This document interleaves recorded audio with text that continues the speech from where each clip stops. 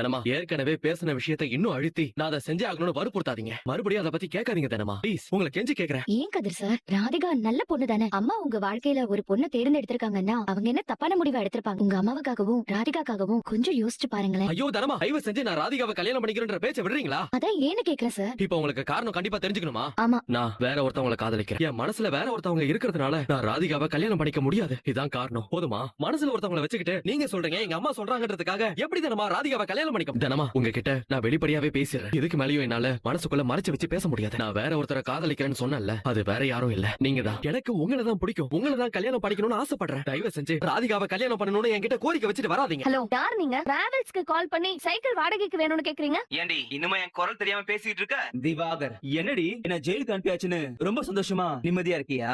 ஜெயில்னு ஒண்ணு இருந்தா பெயில்னு ஒண்ணு இருக்கும்ல. வந்துட்டேன், நான் வெளியே வந்துட்டேன். இனி நீ நிம்மதியா இருந்துடான்னு கனவுல கூட நினைச்சிடாத. அது நடக்கவே நடக்காது. உனக்கு கல்யாணம் நடந்ததெல்லாம் இருக்கட்டும், ஆனா உன்னை கட்டிக்கிட்ட புருஷன்கிட்ட எனக்கு ஏற்கனவே திவாகர் கூட முதலிரவு முடிஞ்சிருச்சுங்கிற விஷயத்த சொன்னியா இல்லையா? சொல்லலையா? அப்போ நான் சொல்லட்டுமா?